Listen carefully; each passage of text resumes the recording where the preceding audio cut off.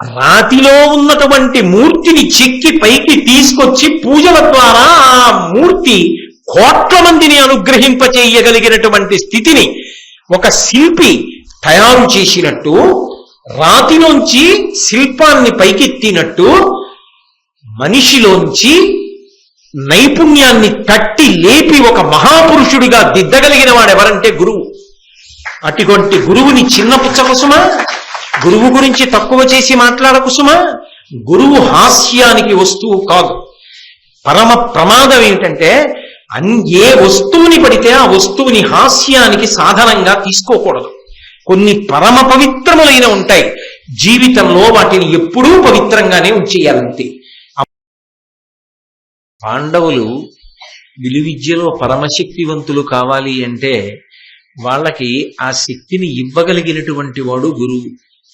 ఆ గురువు భగవంతుని యొక్క అనుగ్రహ విశేషం చేత ఆవిర్భవించినటువంటి వాడు కావాలి.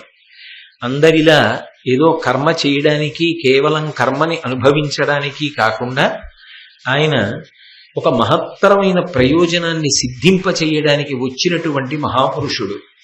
అందుకే ద్రోణుని యొక్క జన్మ వృత్తాంతమే చాలా విశేషంగా ఉంటుంది. కారణ జన్మ ఉంటాడు అని నిన్న మీతో నేను మనవి చేసి ఉన్నాను. ఆ ద్రోణాచార్యుల వారు కృపాచార్యుల వారి యొక్క చెల్లెలైనటువంటి కృపిని వివాహం చేసుకున్నాడు. వివాహం చేసుకున్న తర్వాత ఆయనకి అశ్వత్థామ జన్మించాడు. కొడుకు పుట్టాడు. కొడుకు పుట్టిన తర్వాత సంసార పోషణము అని ఒక మాట ఉంటుంది కదా లౌకికంగా. భార్యని సాకాలి, కొడుకుని సాకాలి. అందులో భార్య అంటే భర్త యొక్క మనస్థితిని అర్థం చేసుకుని సర్దుకుపోతుందేమో కానీ కొడుకు పసివాడు, వాడికి ఏం తెలుస్తుంది? ఆకలిస్తే ఏడుస్తాడు. తోటి పిల్లలందరూ దేంతో ఆడుకుంటారో, వాళ్ళు ఎటువంటి వైభవాన్ని పొందుతారో అటువంటిది తాను కలిగి ఉండాలి అని కోరుకుంటాడు. దానికోసం తండ్రి దగ్గరికి వెళ్ళి అల్లరి చేస్తాడు, నాకు మిగిలిన పిల్లలతో సమానంగా ఈ సౌకర్యాలు కావాలి అని. అందుచేత తండ్రికి సంసారమునందు ఒక ఆలోచన కలగడానికి అవకాశం అప్పుడు కలిగింది. నిజానికి అప్పటి వరకు ద్రోణుడు ఎన్నడూ కూడా ఎంత కష్టంలో ఉన్నా సరే ఒకరి దగ్గరికి వెళ్ళి చేయి చాపి నాకు ఇది ఇవ్వండి అని అడగడానికి కూడా ఇష్టపడనటువంటి వాడు. అపరిగ్రహం వ్రతంగా ఉన్నవాడు. దాని వెనక కూడా చాలా గొప్ప ధర్మాన్ని ఆలోచన చేసినవాడు. వేదాంగములు చదువుకోవడం ఒక్కటే కాదు, ఆ చదువుకున్న దాన్ని త్రికరణ శుద్ధిగా ప్రతి చిన్న విషయంలోనూ ఆచరించడానికి ఉత్సాహం చూపించినవాడు. అందుకే ఆయన బాహ్యంలో ఉన్న దారిద్ర్యం గురించి ఎన్నడూ బాధపడలేదు. శాస్త్ర సంబంధమైనటువంటి విషయముల యందు రమిస్తూ యోగరతో వా భోగరతో వా సంగరతో వా సంగవిహీన యస్య బ్రహ్మణి రమతే చిత్తం నందతి నందతి నందత్యేవా అన్నట్టుగా పరమ సంతోషంతోనే కాలం గడిపేశాడు. అటువంటి ద్రోణుడు తన కుమారుడికి కూడా కావలసినటువంటి పాలు లభించట్లేదు అన్న దారిద్ర్యాన్ని స్పృహ పొందినవాడై తాను ఎవరి దగ్గరైనా దానం కొంత పుచ్చుకుంటే దాని చేత సంసార పోషణం చెయ్యడం సుఫలమవుతుంది అని నిర్ణయించుకున్నాడు. గృహస్థాశ్రమంలో ఉన్నవాడు దానాన్ని తీసుకోవచ్చు, దోషం లేదు. బ్రహ్మచారి తీసుకోడు, సన్యాసి తీసుకోడు తప్ప గృహస్థాశ్రమంలో ఉన్న వ్యక్తి దానం తీసుకుని ద్రవ్యాన్ని దాచుకుని కుటుంబ పోషణం చేయడంలో ఏ విధమైనటువంటి దోషం లేదు. అందుకే ఎవరి దగ్గర దానం పుచ్చుకోవాలి అంటే ఎక్కడ పడితే అక్కడ, ఎవరి దగ్గర పడితే వారి దగ్గర ద్రోణుడు దానం పుచ్చుకోడు. అందుకే పరశురాముడు ఆ కాలంలో అన్నిటినీ దానం చేస్తున్నాడు అని విన్నాడు. ఆయన ఈ భూమిని అంతటినీ గెలిచాడు, క్షత్రియులందరినీ ఓడించాడు పరశురాముడు. ఆయన పృథివితో కలిపి సమస్తం దానం చేస్తున్నాడని తెలిసి తాను కూడా వెళ్ళి ఏదో ఒకటి దానం అడుగుదామని పరశురాముడి దగ్గరికి వెళ్ళాడు. కానీ ద్రోణాచార్యుల వారు పరశురాముడి దగ్గరికి వెళ్ళేటప్పటికీ పరశురాముడు తన దగ్గర ఉన్నవన్నీ దానం చేసేసాడు. కానీ వచ్చి ఎదురుగుండా నిలబడినటువంటి వాడు ఒక సద్బ్రాహ్మణుడు. ఆయన సంసార పోషణ నిమిత్తం మీ దగ్గర ఏదైనా దానం పుచ్చుకోవాలని వచ్చి ఉన్నాను అని చేయి చాపి నిలబడ్డాడు. అటువంటి ద్రోణుడితో పరశురాముడు నా దగ్గర ఏమీ లేదు అని చెప్పి ఎలా పంపిస్తాడు? ఎంత గంభీరమైన మాట మాట్లాడాడంటే, కలధనమెల్ల ముందర జగన్నుత విప్రులకిచ్చి వార్ధిమేఖల నిఖిలోర్వియంతయును కశ్యపుడన్ మునికిచ్చితిన్ శరంబులును శరీర శస్త్రములు పొల్పుగనున్నవి వీనిలోన నీవలసిన వస్తువుల్ కొను ధ్రువంబుగ నిత్యద నీకు నావుడు. ఆ వచ్చిన ద్రోణాచార్యుల వారితో అన్నాడు, ఓ జగన్నుత, జగత్తుల అంతటి చేత కూడా కీర్తింపబడేటటువంటి వాడా. అంటే ద్రోణాచార్యుల వారి జీవితంలో వచ్చేటటువంటి గొప్ప కీర్తి ఆయన ఎందువల్ల ఒక కారణజన్ముడు అన్నది పరశురాముడు గ్రహించాడు. అందుకే ఏదో యథాలాపంగా పిలిచిన పిలుపు కాదు. జగన్నుత అంటే సమస్త జగత్తు చేత కీర్తింపబడతాడు. ఏమిటి ద్రోణాచార్యుల వారి యొక్క కీర్తికి పరాకాష్ఠ అంటే, ఆయనతో స్నేహం చేసిన ద్రుపదుడు ఉన్నాడే ఆశ్రమంలో భరద్వాజుడి దగ్గర చదువుకున్నప్పుడు, ఆ ద్రుపదుడు తరువాతి కాలంలో ద్రోణుణ్ణి చంపగలిగినటువంటి కొడుకు కావాలని యజ్ఞం చేశాడు. యజ్ఞకుండంలోంచి కొడుకు పుట్టాడు. అది అలా ఎందుకు జరిగింది అన్నది మీకు నేను తర్వాత చెప్తాను. ఆ పుట్టినటువంటి పిల్లవాడు యజ్ఞకుండంలోంచి ఆవిర్భవించినప్పుడే యవ్వనంతో ఆవిర్భవించాడు. ఆ పిల్లవాడు తనని చంపడానికే పుట్టాడు అని ద్రోణాచార్యుల వారికి తెలుసు. ఆ పిల్లవాడి పేరు దృష్టద్యుమ్నుడు. కానీ ఆ పిల్లవాడికి విలువిద్య నేర్పాలి కదా.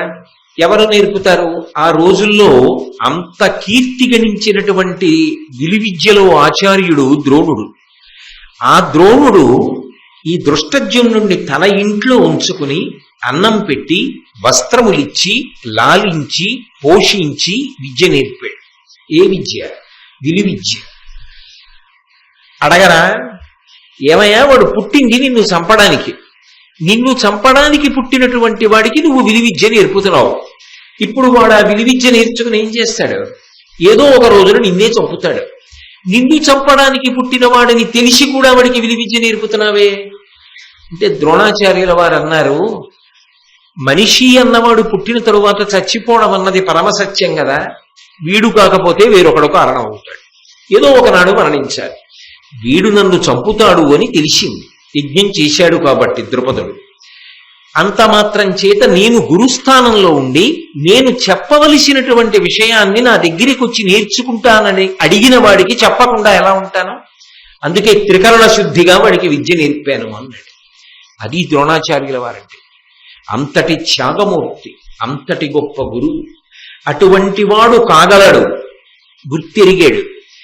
ఈయన గురువై ఒకనాడు ధర్మ సంస్థాపనకి కారణమవుతాడు, పాండవులకు విలువిద్య నేర్పి. అందుకే జగన్నుత, జగత్తు చేత కీర్తింపబడేటటువంటి వాడా, కలధనమెల్ల ముందర, అయ్యో ఇంతకు ముందే నా దగ్గర ఉన్నటువంటి ధనమంతా కూడా దానం చేసేశాను. అంతేకాదు, వార్ధిమేఖల నిఖిలోర్వియంతయను కశ్యపుడన్ మునికిచ్చితిన్. సముద్రమనబడేటటువంటి వడ్డాణము చేత చుట్టబడినటువంటి ఈ భూమిని అంతటినీ కూడా కశ్యపుడు అనేటటువంటి మహర్షికి ఇచ్చేశాను. కశ్యపునికి చెందినది ఈ భూమి కాబట్టి ఈ భూమికి కాశ్యపి అని ఒక పేరు వచ్చింది. కాబట్టి ఈ భూమిని అంతటినీ కూడా నేను ఇచ్చేశాను. ఇప్పుడు నా దగ్గర ఏముంది? కానీ ఒక వ్యక్తి నాకు ఏదైనా దానం ఇవ్వండి అని చేయి చాపి వచ్చి నిలబడితే ఏమీ లేదు అని ఎలా అనగలడు? అలా మాట్లాడుతున్న శరీరం ఒకటి ఉందిగా, ఆ శరీరం ఇంకా ఉందిగా, ఉండగా లేదని ఎలా చెప్పగలడు? అందుకే మహానుభావుల యొక్క ధార్మిక నిష్ఠ అంటే అలా ఉంటుంది. పరశురాముడు అన్నాడు, శరంబులను, నా దగ్గర బాణాలు ఉన్నాయి, శరీర శస్త్రములు పుల్పుగనున్నవి, నా శరీరం ఉంది. అంటే నేను వేరు, నా శరీరం వేరు, నా చేత ధరింపబడింది ఈ శరీరం. ఈ శరీరం ఉన్నది, కావాలా నీకు ఇచ్చేస్తాను, నీకేమైనా ఉపయోగపడుతుందంటే తీసుకో, ఇప్పుడే వదిలిపెట్టేసి శరీరాన్ని ఇచ్చేస్తాను. బాణములు ఉన్నాయి, కావాలా ఇచ్చేస్తాను. పరశురాముడు ఆ రోజుల్లో గొప్ప విలువిద్యా నైపుణ్యం ఉన్నవాడు. భీష్మాచార్యుల వారంతటి వాడు పరశురాముడి దగ్గర విద్య నేర్చుకున్నాడు. పరశురాముడు సమస్త భూమండలంలో ఉన్న క్షత్రియులను ఓడించినవాడు. రామచంద్ర ప్రభువు ఆయన చేతిలో ఉన్నటువంటి ఆ వైష్ణవ ధనస్సుని స్వీకరించాడు. అటువంటి పరశురాముని యొక్క బాణములవి. నా బాణములు ఉన్నాయి, కావాలంటే తీసుకో. ఇంకొకటి ఉన్నాయి, మూడవది. ఏమిటవి అంటావేమో, శరీర శస్త్రములు, నా దగ్గర శస్త్రములు ఉన్నాయి. శస్త్రములు అన్న మాటకు అర్థం ఏమిటంటే అభిమంత్రించి విడిచిపెట్టారు. ఒక ఈటె, కత్తి, ఇటువంటి వాటిని శస్త్రములు అంటారు. అవి ఉన్నాయి, నీకు కావాలంటే ఇచ్చేస్తాను. కాబట్టి దీనిలోన నీ వలసిన వస్తువుల్ కొను ధ్రువంబుగ నిత్యద నీకు నావుడు. నా శరీరం అన్నాను కదా, ఏదో కాకతాళీయంగా అంటున్నాను అనుకుంటున్నావేమో. ధ్రువంబుగా, ఇది నేను బాగా తెలిసి చెప్తున్న మాట. ఇందులో నీకు ఏవి కావాలన్నా చెప్పు, నీకు ఇచ్చిస్తాను. అంటే ఒకవేళ ద్రోణాచార్యుల వారు పరశురాముడి యొక్క శరీరం అడిగాడు అనుకోండి, ఉత్తర క్షణంలో పరశురాముడు శరీరాన్ని ఇచ్చేస్తాడు. కాబట్టి ఇంత గొప్ప పూనికతో నా దగ్గర ఉన్నవి ఇవే, నీకేం కావాలో తీసుకో అన్నాడు. అంటే ద్రోణాచార్యుల వారు అన్నారు, నాకు ఏవి కావాలనుకుని వచ్చానో అవి లభించలేదు. ఆయన దేనికి వచ్చాడు? ఏదో కాసిన ఆవులు ఇస్తాడు, దూడలు ఇస్తాడు, లేదా కొంత ధనం ఇస్తాడు, సంసారాన్ని పోషించుకోవచ్చు అని వచ్చాడు. ఆయన దగ్గర ఒక ఆవు దూడ కూడా లేవు. ఎందుకని? ఓ ఆవు దూడ ఇస్తే పిల్లాడికి పాలు పట్టుకుంటాడు, హోమం చేసుకుంటాడు. ఆవు దూడ కూడా ఇచ్చే స్థితిలో పరశురాముడు లేడు. కానీ ఏమిస్తానంటున్నాడు? శరీరం ఇస్తానంటున్నాడు. ద్రోణాచార్యుల వారికి ఎందుకది?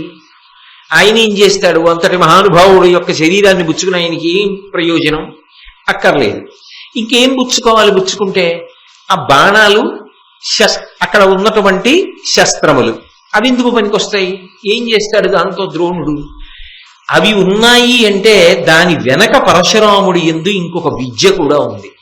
ఏమిటి ఆ విద్య అంటే, అస్త్రప్రయోగానికి సంబంధించినటువంటి గొప్ప గొప్ప మంత్రములన్నీ కూడా పరశురాముడికి కరతలామలకములు. అస్త్రము అన్న మాటకు అర్థం ఏమిటంటే, అది ప్రయోగించడానికి దగ్గర ధనస్సు కానీ బాణం కానీ ఏమి ఉండక్కర్లేదు. అవి మంత్రపూరితములు. ఒక గడ్డి పరకని తీసి దాని మీద అభిమంత్రించి విడిచిపెడితే అది బ్రహ్మాస్త్రమై వెళ్ళిపోతుంది. అటువంటి మంత్రశక్తితో ప్రయోగించగలిగినటువంటి ఆయుధములు పరశురాముడికి బాగా తెలుసు. ఆ కాలంలో ఆయనతో సమానుడన్నవాడు ఉన్నాడని చెప్పడం కష్టం. అంత గొప్ప అస్త్ర విద్య తెలిసిన్నవాడు. అందుకని నాకు ఆ అస్త్రములనియ్యి. ఏం చేసుకుంటాడు ద్రోణుడు? పుట్టుక చేత బ్రాహ్మణుడు కదా, వేదాంగములు చదువుకున్నాడు కదా. పోన్లేండి, మీరు ఇద్దామనుకున్నారు, మీరేమీ ఇవ్వడానికి మీ దగ్గర లేదు, నేను వెళ్ళొస్తాను అన్నాడు అనుకోండి. ఇక్కడ ఒక పెద్ద ధర్మ సంకట స్థితి వస్తుంది. వచ్చినవాడు ఒక సద్బ్రాహ్మణుడు, ఆయన వేదాంగములు చదువుకున్నవాడు, ఎంతో ఆశతో వచ్చాడు. చెయ్యి చాపి అడిగాడు. చెయ్యి చాపి అడిగినప్పుడు ఏదో ఒకటి ఇచ్చి పంపలేకపోయాడు అనుకోండి, పరశురాముడి ఆశ్రమం ఏమైపోతుంది? వచ్చిన వాడికి ఏమీ ఇవ్వకుండా పంపాడు అన్న అపకీర్తి వస్తుంది కదా. ఎంత ఇచ్చాడు అన్నదానికన్నా ఏది ఇవ్వలేదు అన్నదే లెక్కలోకి వస్తుంది. పరశురాముని యొక్క గౌరవం నిలబడాలి. అందుకని ఉన్న వాటిల్లో ఆయన అన్నాడు, నాకు నీకు అస్త్రములకు సంబంధించిన మంత్రములు తెలుసు కనుక ఉపదేశించి ఆ అస్త్ర విద్యనంతటినీ నీ దగ్గర పొందుతాను. అంటే ఇందులో మీరు ఒక్క విషయాన్ని బాగా గమనించాలి. ఇప్పుడు ద్రోణాచార్యుల వారు వెళ్ళింది ఒక ప్రయోజనానికి, ద్రోణాచార్యుల వారు పొందుతున్నది ఒక ప్రయోజనాన్ని. ఇందులో ద్రోణుడి ప్రమేయం ఏమైనా ఉందా? ఇంత అస్త్ర విద్య నేర్చుకుందామని ద్రోణుడు అనుకున్నాడా? ఆయన ఏమైనా రాజా? ఆయన ఏమైనా భూమిని పరిపాలిస్తాడా? ఆయన ఏమైనా భూమిని రక్షించడానికి శాస్త్రం వధ చెయ్యారా? ఆయనకి ఎందుకు అవన్నీ? అంటే ఈ క్షణంలో అయితే ఆయనకి అవి పనికొస్తాయి అని చెప్పడానికి ఆధారం ఏమీ ఉండదు. అదంతా నేర్చుకుని ఏం చేస్తాడు అంటే ప్రయోగించడానికి పనికిరాదు. ఎప్పుడో ఎవరైనా యోగ్యుడు కనపడి ఆయనకి అవసరం అవుతాయి అంటే బహుశా అందించవలసి ఉంటుంది. కాబట్టి ఇప్పుడు ఆ వచ్చినటువంటి వాడికి ఆ అస్త్ర విద్యనంతటినీ ప్రదానం చేయడానికి పరశురాముడు సిద్ధపడుతున్నాడు. అంటే ఆ రోజుల్లో ఈ భూమండలంలో ఎవరికీ తెలియనంత అస్త్ర విద్య తెలిసి ఉన్నటువంటి ఒక గొప్ప గురువుగా ద్రోణాచార్యుల వారు తయారవుతున్నాడు. ఇప్పుడు ఆయన ప్రమేయం లేదు, కానీ మరి ఎవరు తయారు చేస్తున్నారు అంటే పరమేశ్వరుడు తయారు చేస్తున్నాడు. వెనక కంటికి కనపడకుండా నడిపించేవాడు ఒకడు ఉంటాడు. వాడు అన్ని వేళలా కళ్ళ ముందు కనపడి మాట్లాడు. వాడు వెనక నన్నియుతానకు విభుతలంతు అంటారు భాగవతంలో. ఆయన వెనక నుండి సమస్తాన్ని నిర్వహిస్తూ ఉంటాడు. ఈ భూమి తిరుగుతోంది, కనపడుతోందా? తిప్పుతున్నవాడు ఎవడో. సూర్యోదయ సూర్యాస్తమయాలు వేళకు అవుతున్నాయి, అలా అయ్యేట్టు చేస్తున్నవాడు కనపడుతున్నాడా? రాత్రి నిద్రపోతున్నప్పుడు కూడా ఊపిరి తీసి విడిచిపెడుతున్నాను, నా చేత ఊపిరి తీయించి ఊపిరిని విడిచిపెట్టేట్టుగా చేయిస్తున్నవాడు కనపడుతున్నాడా? నేను రాత్రి తిని పడుకున్నది తెల్లవారేటప్పటికి జీర్ణమవుతోంది. ఎవడు జీర్ణం చేస్తున్నాడో కనపడుతున్నాడా? కనపడడం. అరికాలు నుంచి మెదడు వరకు నిత్తురంతటినీ ఒకే వేగంతో ఎవడు నడుపుతున్నాడో, ప్రవహింపచేస్తున్నాడో వాడు కనపడి నీకు నేను ఉపకారం చేస్తున్నానంటున్నాడా? వాడు కనపడి చెయ్యడు, కనపడకుండా చేస్తూ ఉంటాడు. అందుకే కనపడకుండా చేసేవాడిని దొంగ అంటారు. సాధారణంగా లోకంలో కనపడకుండా చేశారనుకోండి, ఏమిట్రా దొంగ పనులు అంటారు కదా. ఆయన ఎక్కడున్నాడు అని అడిగితే ఏం చెప్పాలి? అందుకే అన్నమాచార్యుల వారు అన్నాడు, గులు తిరిగిన దొంగ గూ గూ గూ, వాడు గుడిలోనే దాగేనే గూ గూ గూ అన్నాడు. దొంగ ఏం చేస్తాడు? కనపడకుండా పారిపోతాడు. తెల్లవారేటప్పటికీ నాకంతా జీర్ణం చేసి తిన్నదంతా నెత్తురుగా మార్చి బలంగా మార్చి ఇంత శక్తినిచ్చి విషయం అర్థమయ్యేట్టు చేసి మాట్లాడడానికి కావలసిన శక్తినిచ్చి ఈ ఇచ్చినవాడు ఎవర్రా అని అడిగితే పట్టుకుందామంటే దొరకకుండా పారిపోయి ఆ లోపల కూర్చున్నాడు. ఇంకా పారిపోవడానికి అవకాశం లేదుగా, వెనక గోడకి తలుపు లేదు, అందుకని అక్కడ కూర్చున్నాడు. అందుకే గర్భాలయం చీకటిగా ఉంటుంది, బాగా చీకటిగా ఉంటుంది కాబట్టి అక్కడ కూర్చున్నాడు. అందుకే ఆయన అన్నాడు, లోకంలో దొంగలు అపకారం చేస్తారు, ఈ దొంగ లోకానికి ఉపకారం చేస్తాడు. గురు తిరిగిన దొంగ గూ గూ గూ, వాడు గుడిలోనే దాగేనే గూ గూ గూ. ఆయన్ని చూసినప్పుడు ఇన్ని ఉపకారములు చేసిన వాడు ఇక్కడ కూర్చున్నాడా అన్న స్పృహతో చూస్తే రోమాంచితమై ఆనందం కలుగుతుంది. అది అన్నమాచార్యుల వారి దర్శనం. కాబట్టి భగవంతుడన్నవాడు ఒకడు ఉన్నాడు కాబట్టి వాడు ద్రోణాచార్యుల వారిని ఒక గొప్ప గురువుగా తీర్చిదిద్దుకుంటున్నాడు. ఇప్పుడు ఈ గురువుగా ఆయన తయారైతే శిష్యులు ఎవరు కావాలి? ఎవరు ఈయన్ని గురువు చేస్తున్నాడో ఆయనకి తెలియదా? ఎవరాయన్ని శిష్యులకి చేతిగా తీసుకొచ్చి కూర్చోబెట్టాలో ఆయనే కూర్చోబెడతాడు. మనం ఏం చేయాలి? భారతం చదువుతుంటే చాలు మనకి తెలుస్తారు. కాబట్టి ఇప్పుడు ఆయన అంత గొప్ప గురువు కావడానికి కావలసిన నేపథ్యం ఏర్పడింది. మీరు ఆలోచించండి, ఇంతకు ముందు ఎవరైనా వచ్చి ఇవన్నీ అడిగుంటే, నాకు డబ్బొద్దవిమ్మంటే ఏమో ఏమయ్యేదో కథ. అది ఎవ్వరు అడగలేదు, మనకెందుకన్నారు. అది తప్ప ఏమీ లేనప్పుడు ద్రోణుడు వచ్చాడు. నిజానికి ద్రోణుడికి అవి అక్కర్లేదు, కానీ ద్రోణుడు అవే పట్టుకెళ్ళవలసి వచ్చింది. అది భగవంతుని యొక్క ఆశ్చర్యకరమైన విధానం. ఆయన ఎప్పుడు ఎవరిని ఏం చెయ్యాలనుకుంటున్నాడో అప్పుడు ఆ ప్రదేశానికి పంపిస్తూ ఉంటాడు. పంపించి వాడి జీవితంలో ఒక పెనుమార్పు తీసుకొస్తూ ఉంటాడు. అది ఆయన లీల. అది మనం పట్టుకోగలిగినటువంటి సమర్థత ఉండదు. ఆయన యొక్క క్రీడ అంత గొప్పగా ఉంటుంది. కాబట్టి ధనములలో అత్యుత్తమ ధనములు శస్త్రాస్త్రములు ముదంబున వీనింగుని కృతకృత్యుడనగుదును జననుత నా కొసకు అస్త్రశస్త్ర చెయ్యంబుల్. ద్రోణాచార్యుల వారు అన్నారు, అసలు ధనంలో కల్లా చాలా గొప్ప ధనం ఏమిటి అంటే అస్త్రశస్త్రములే. అంటే పుచ్చుకునేటప్పుడు అవతల వాడి మనసు చిన్న పుచ్చుకోకూడదు. ఏమిటో డబ్బు కోసం వస్తే ఇవన్నీ ఇస్తున్నారు ఏమిటండి అనకూడదుగా. ఎంత మర్యాదగా మాట్లాడాడు చూడండి. ఆ మాటలో ఉంది గౌరవం అంతా, ఆ మాటలో ఉంది మనిషి జీవితం అంతా. అసలు నిజానికి ధనం అంటే ఏమిటి? అస్త్రశస్త్రములే ధనం నిజం కూడా. ఎందుకని? లోకంలో అందరూ ఎవరికి నమస్కారం చేస్తారు? మహారాజుకి నమస్కారం చేస్తారు, రాజ్యాన్ని పరిపాలించే మహారాజుకి. ఆ రాజ్య పరిపాలన చేసే మహారాజు కూడా ఎవరికి నమస్కారం చేస్తాడు? గురువుకి నమస్కారం చేస్తాడు. ఆ గురువు ఎవరై ఉండాలి? ఒక రాజు తన రాజ్యమును రక్షించుకోవాలి అంటే గొప్ప విలువిద్య రావాలి, అస్త్రశస్త్రములు తెలిసిన్నవాడై ఉండాలి, వ్యూహరచన వ్యూహ భేదనము తెలిసిన్నవాడై ఉండాలి. అంతటి మహారాజులు కూడా ద్రోణాచార్యుల వారి దగ్గర మా పిల్లాడికి విద్యాభ్యాసం లభిస్తే బాగుండే అని కోరుకుని ఆయన వెంటపడి ఆయనకి నమస్కారాలు పెట్టి బాబు బాబు బాబు బాబు మా అబ్బాయికి పాఠం నేర్పుదురు అని వెంటపడతారు. అంటే యావత్ భారతదేశం కాదు, ప్రపంచంలో ఆ రోజుల్లో ఉన్నటువంటి రాజులందరూ తమ బిడ్డల్ని పట్టుకుని తాము నేర్చుకోవడానికి ద్రోణాచార్యుల వారి ముందు వరసలో నిలబడి నమస్కారాలు చేశారు. ఇంతకన్నా గొప్ప ధనం ఏమిటి? బ్రాహ్మణుడికి తృప్తి ఏమిటి? ఈయనకి ధనం అంటే ఇంతమందికి అస్త్ర విద్య నేర్పి వాళ్ళు ధార్మికంగా రాజ్య పరిపాలన చేస్తే లోకమంతా ధార్మికంగా ఉంటుంది, సుఖశాంతులతో ఉంటుంది. అందరూ శాంతిగా ఉండాలంటే రాజు బలవంతుడై ఉండాలి. రాజు యొక్క బలము క్షీణించిపోకుండా, ఆయన గౌరవం చెదరకుండా ప్రాజ్ఞుడైన వాడు కాపాడుకుంటూ ఉండాలి. అది కింద ఉన్నటువంటి వాళ్ళకు ఉండవలసిన ధర్మం. మరి గురువుగా ద్రోణుడు ఏం చేస్తాడు అంటే రాజుకి కావలసినంత విలువిద్యనిస్తాడు, రాజకుమారుల్ని ఆ విధంగా తయారు చేస్తాడు. బలవత్తరమైనటువంటి రాజు ప్రజలని శాసించి రాజ్యమునందు ధర్మాన్ని నిలబెడతాడు. ఇప్పుడు లోకమంతటా ధర్మం నిలబడడానికి కారణం ఎవరవుతున్నాడు? ద్రోణాచార్యుల వారేనా కాదా? ఇంతకన్నా ధనం నాకేం కావాలి? ఇది ఆయనకి కావలసిన ధనం. ధర్మం నిలబడాలి, అది నాకు కావలసిన ధనం. దానికి కావలసిన విలువిద్య నాకు నువ్వు ఇస్తున్నావు, ఇంకింతకన్నా ఏం కావాలి పరశురామ? పరమ సంతోషం జననుత, జనుల చేత కీర్తింపబడేటటువంటి వాడా?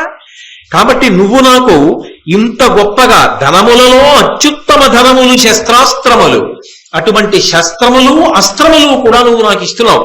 అందుకే ఆ రోజుల్లో ఆ భారతం జరిగినటువంటి కాలంలో ద్రోణాచార్యుల వారు పట్టుకున్నటువంటి ధనస్సు అంత గొప్పగా ఉండేది.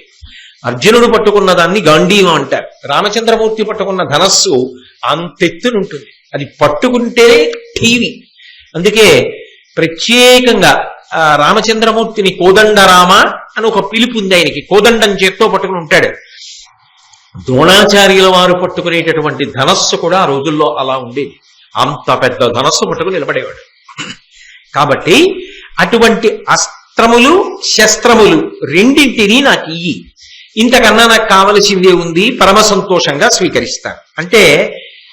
అప్పటికి ఆయన ఉద్దేశ్యం ఏమయ్యింది అంటే, ఆయనకి యుద్ధాలు చేయడం ఆయన ఉద్దేశ్యం కాదు.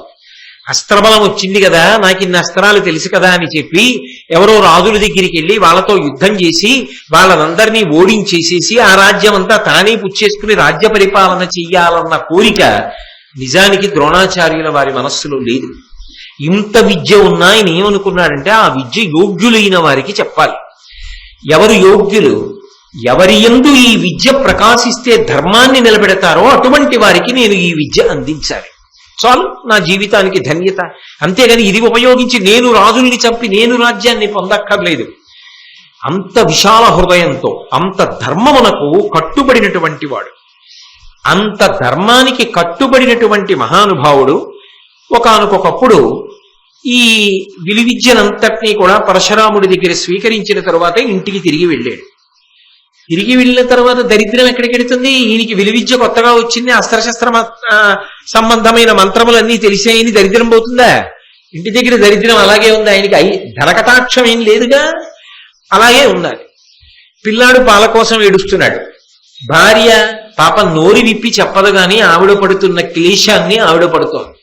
చూశాడు, ఏమి చెయ్యాలని ఆలోచించాడు. జ్ఞాపకానికి వచ్చింది, ఓ సుహృత్, మంచి మిత్రుడు కొడున్నాడు నాకు.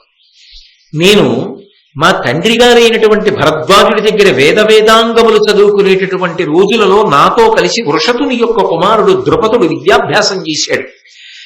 ఆ ద్రుపదుడు ఇప్పుడు పాంచాల దేశానికి ప్రభువు అయ్యున్నాడు. అతను నాతో కలిసి చదువుకుంటున్న రోజుల్లో ఒక మాట అన్నాడు, ఓ ద్రోణుడా, ఈ విద్యాభ్యాసం అయిపోయిన తరువాత నేను తిరిగి మా రాజ్యానికి వెళ్ళిపోతాను. యవరాజ్య పట్టాభిషేకం చేస్తారు.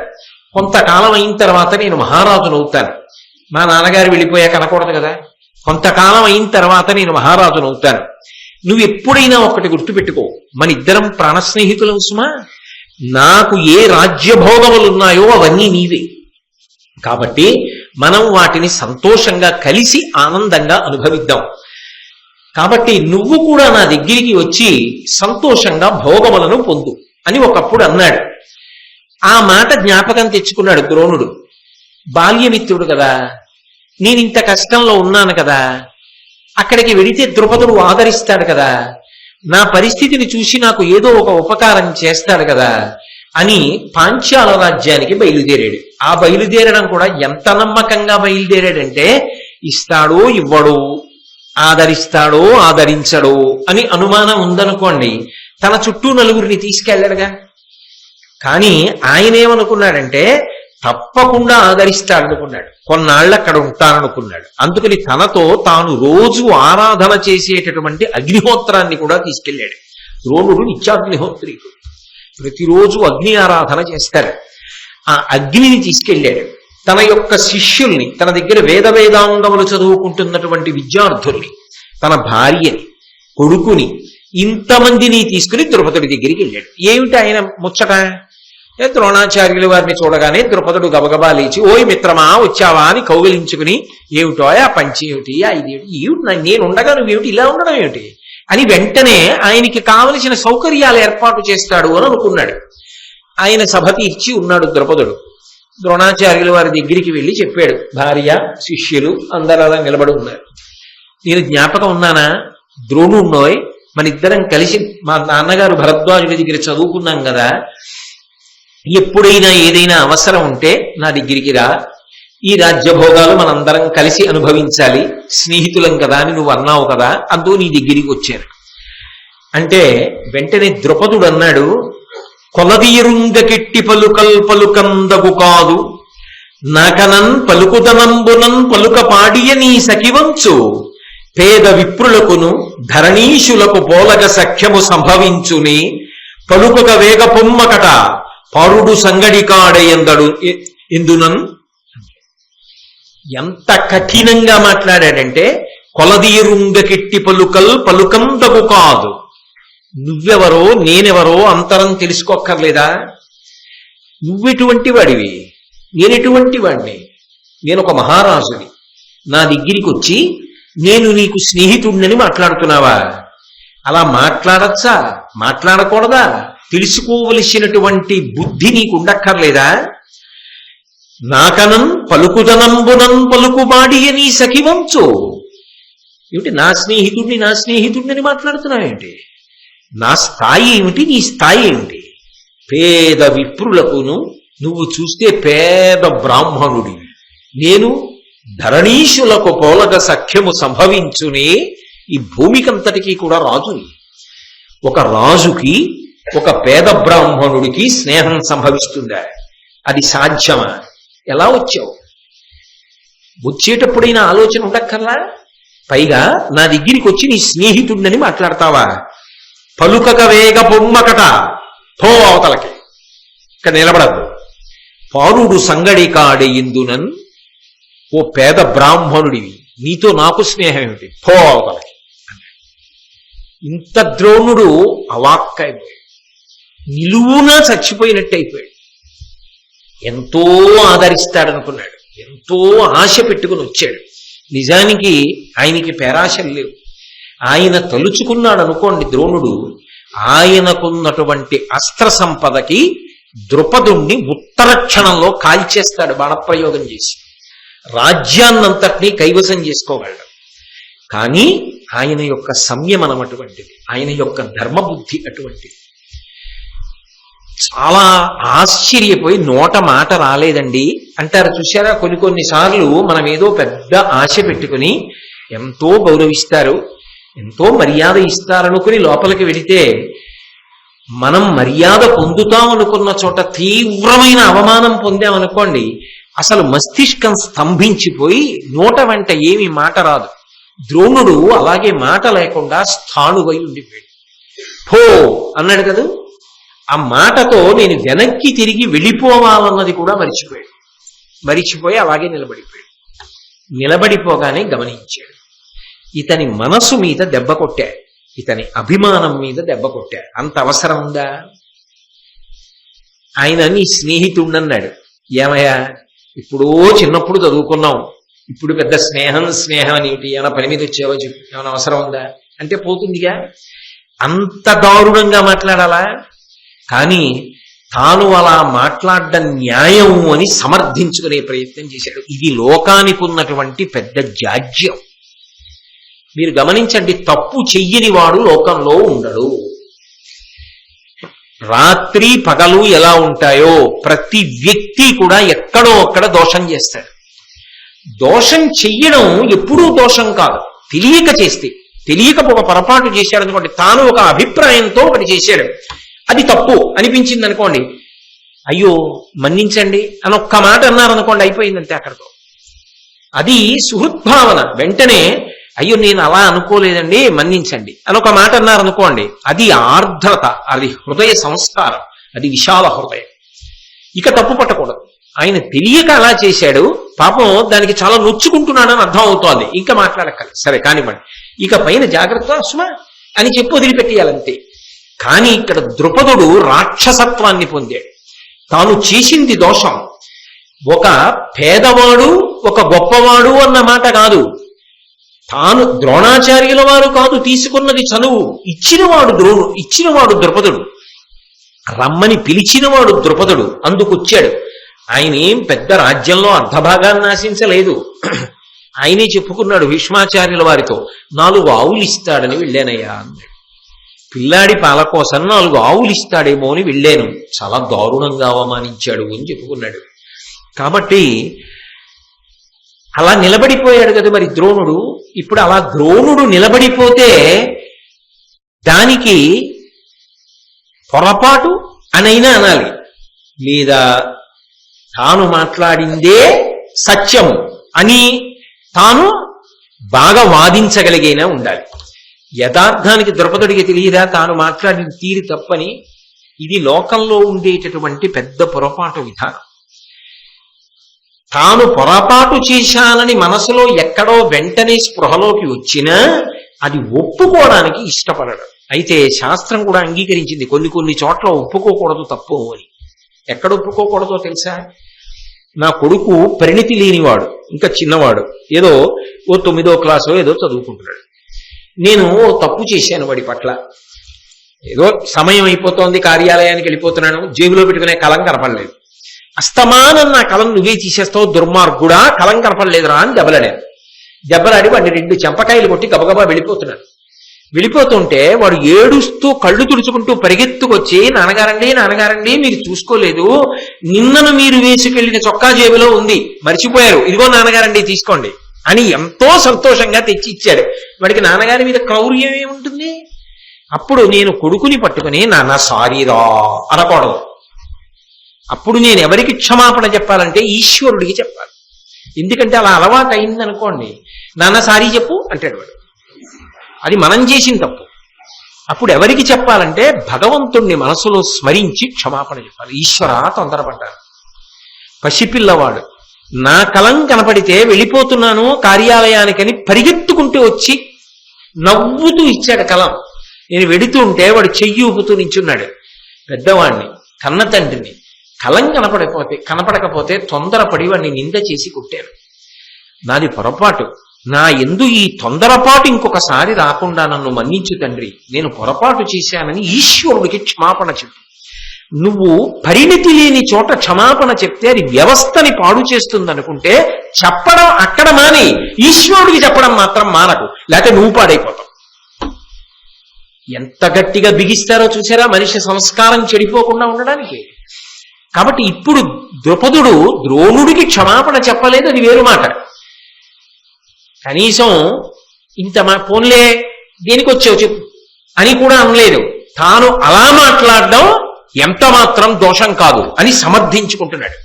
సమర్థించుకోవడానికి ధనపతితో దరిద్రునకు, తత్వవిదుండగు వానితోడ మూర్ఖునకు, ప్రశాంతతోడ కడు క్రూరునకు, రణశూరుతోడ భీరునకు, వరూధితోడ అవరూధికి, సజ్జనుతోడ కష్ట దుర్జనులకు, ఎవ్విధంబునను సఖ్యము తానొడగూడ నేర్చుని. ఎలా వచ్చావయ్యా? స్నేహితుడిని అన్నావే, వచ్చి అలా అనొచ్చా? ఏదో ఆ మాటగా అప్పుడేమన్నా అన్నానేమో. నిజంగా స్నేహం ఇద్దరి మధ్య ఎప్పుడూ కూడా పొత్తదు. ఇది తెలీదా? నువ్వు చదువుకున్నావుగా, ఎలా వచ్చేసావు? ధనపతితో దరిద్రునకు, డబ్బున్న వాడితో డబ్బు లేని వాడికి స్నేహం కుదురుతుందా? ఒక్కనాటికి కుదరదు ఆయన సిద్ధాంతం. ధనపతితో దరిద్రునకు, తత్వవిదుండగు వానితోడ మూర్ఖునకు, తత్వం తెలిసినటువంటి మహావిద్వాంసుడితోటి ఒక మూర్ఖుడికి స్నేహం ఎలా కుదురుతుంది? కుదరదు. ప్రశాంతతోడకడు క్రూరునకు, ప్రశాంతంగా ఉండేటటువంటి వ్యక్తికి పరమక్రూరుడైన వాడితో స్నేహం ఎలా కుదురుతుంది? రణశూరుతోడ భీరునకు, గొప్పగా యుద్ధం చెయ్యగలిగినటువంటి వ్యక్తి పిరికివాడితో స్నేహం ఎలా కుదురుతుంది? వరూధితోడ అవరూధికి, కవచం కట్టుకున్నవాడు కవచం లేని వాడితో స్నేహం ఎలా చేస్తాడు? సజ్జనుతోడ కష్ట దుర్జనులకు, మంచి మనసు కలిగిన వాడు, మంచి బుద్ధి కలిగిన వాడు, మంచి నడవడి కలిగినటువంటి వాడు దుర్మార్గుడైన వాడితో ఎలా స్నేహం చేస్తాడు? ఏ విధంబునను సఖ్యముతో నడగూడ నేర్చునే స్నేహం కుదురుతుందా? అంటే వేరొకసారి ద్రోణుడి యొక్క దారిద్ర్యాన్ని ఎత్తి చూపించాడు. నువ్వు దరిద్రుడివి కదా, పేద బ్రాహ్మణుడివి కదా, తినడానికే లేనివాడివి కదా, నేను ధనపతిని కదా, ఇంత భూమీషుణ్ణి కదా, నాతో స్నేహం కుదురుతుందని ఎలా అనుకున్నావు? ఒక మాట అంటే అది నిజం అనుకుని స్నేహితుడిని ఎలా అనుకున్నావు? అలా పొత్తుతుందా? అలా అడగచ్చా అన్న బుద్ధి నీకు ఆ మాత్రం లేదా? ఇప్పుడు ఏం చేస్తున్నాడు? పుండు మీద కారం చల్లుతున్నాడు. తానేమనుకుంటున్నాడు? తన తప్పుని తాను సమర్థించుకుంటున్నాను అనుకుంటున్నాడు. కానీ ఇవన్నీ ములుకులై తగులుతున్నాయి. ఇది మహాభారతాన్ని ఒక పెనుమలుపు తిప్పింది. ఈ ఒక్క వృత్తాంతమే మహాభారతాన్ని ఒక పెద్ద మలుపు తిప్పింది. ఎంత పెద్ద మలుపు తిప్పేసిందో మీరు ముందర చూద్దురు గాని. ఆ మాట అని అక్కడతో ఊరుకోలేదు, అలాగే నిలబడి ఉన్నాడు కదా మరి. కాబట్టి తాను మాట్లాడింది సత్యం అని అందరూ విని సంతోషించాలి. ద్రోణుడు నిజమే, నే తప్పు చేశాను అనుకుని వెళ్ళిపోవాలి. అంటే ఒక్కొక్కసారి ఎలా ఉంటుందంటే తనది పొరపాటు అని తెలిసి కూడా, తెలుసుకుని కూడా కాదు నేను చేసిందే ఒప్పు అని వాదించాలని ప్రయత్నం చేస్తారు. అది మంచి పద్ధతి కాదు. ఎంత గొప్ప స్థాయికి వెళ్ళనివ్వండి, తనకి తెలియనిది తెలియదు అని చెప్పడం, తెలుసుకోవాలని కుతూహలాన్ని పొంది ఉండడం, తనకన్నా అవతల వారు చెప్పింది బాగున్నప్పుడు తప్పకుండా మీరు చెప్పింది అలా చేద్దాం అనగలగడం ప్రాజ్ఞత, వివేకం. అటువంటి వాళ్ళు ఎక్కడ ఉండనివ్వండి, వాళ్ళు ఆస్తి. ఆ మన కోణం లేకపోతే వాళ్ళు ఎక్కడ ఉండనివ్వండి, వాళ్ళు బరువు. అందుకే అన్నాడు, సమశీల శృతయుతులకు, సమధనవంతులకు, సమసుచారిత్రులకు తమలో సఖ్యమును వివాహమును అగుగాక అగుని రెండు అసమానులకు. లోకంలో ఎక్కడైనా సరే సమానమైనటువంటి స్వభావం కలిగినటువంటి వాళ్ళైతే స్నేహం కుదురుతుంది.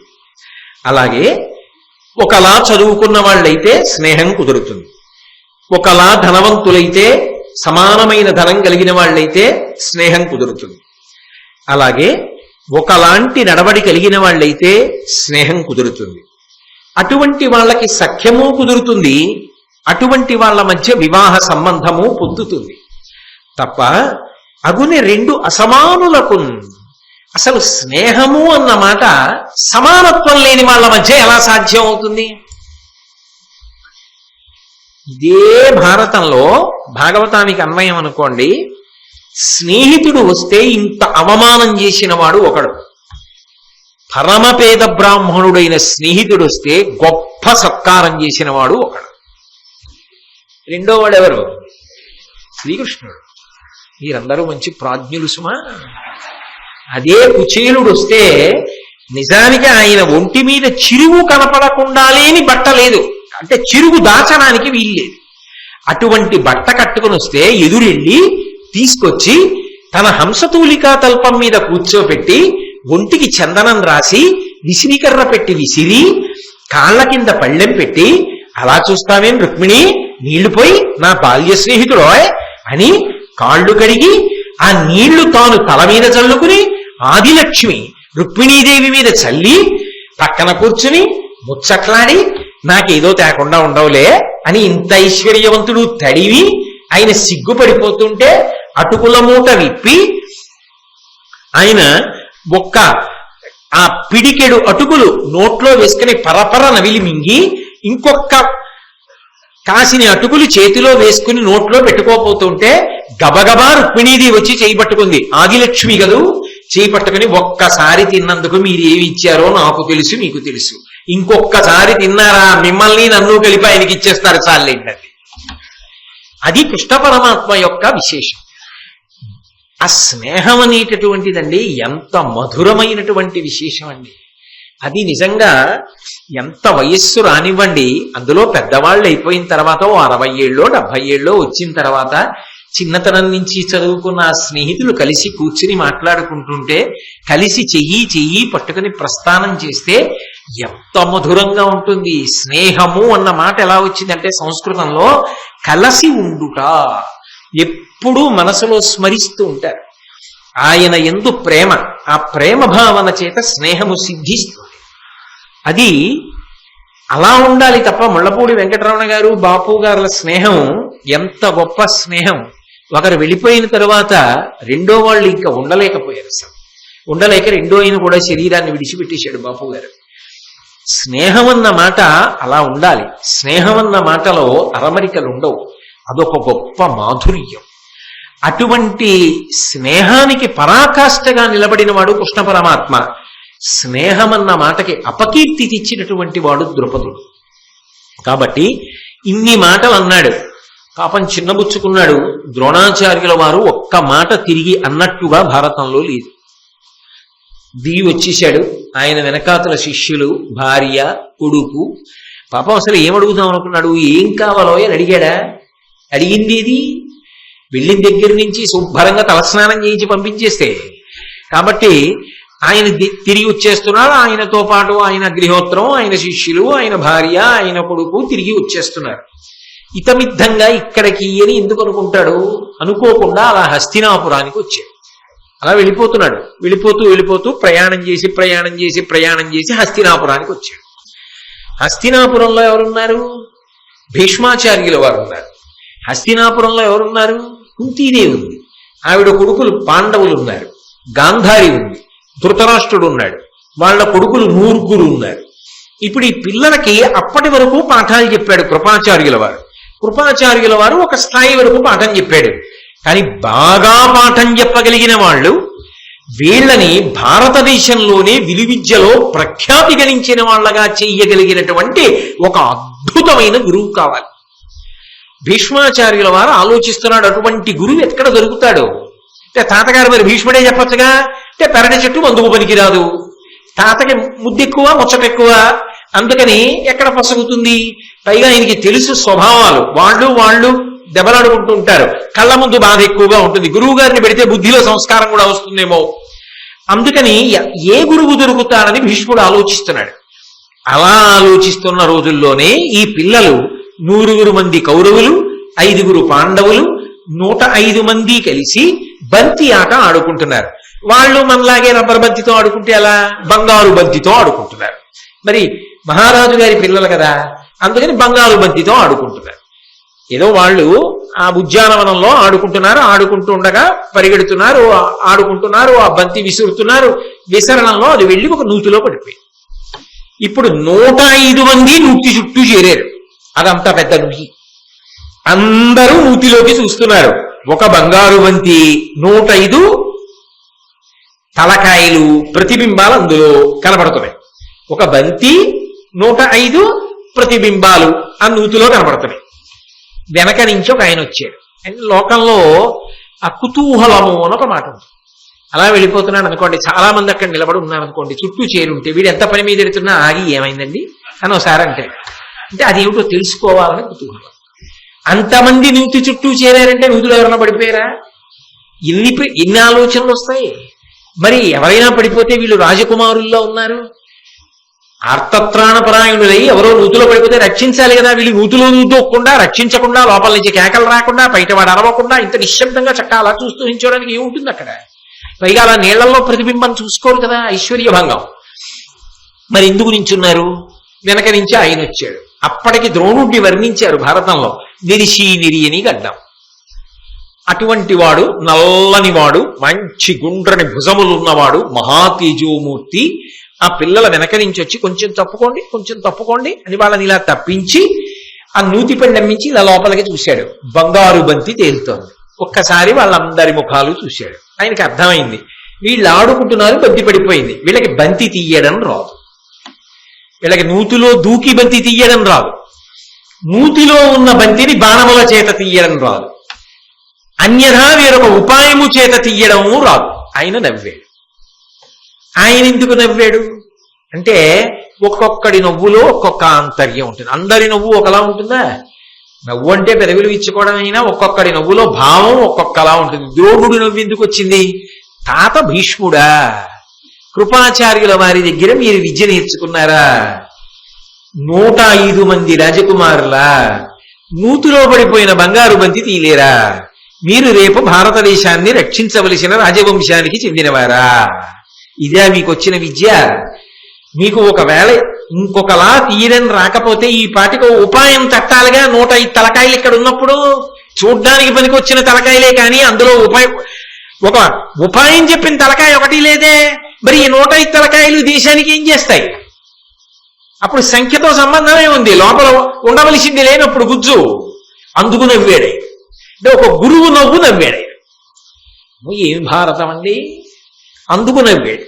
నవ్వి ఆ పిల్లల వంక చూసి అన్నాడు, భరతకుల ప్రసూతులరు భాసుర శస్త్ర మహాస్త్ర విద్యలంకరము ప్రసిద్ధుడై పరగు గౌతమ శిష్యులు ఇట్టి మీకు దుష్కరముదనూతిలో పడిన కాంచన పిండు కొనంగ నేరరు కొందరుల మొగంబులు చూచి నగుచుండగచన్నే ఉపాయహీనతన్.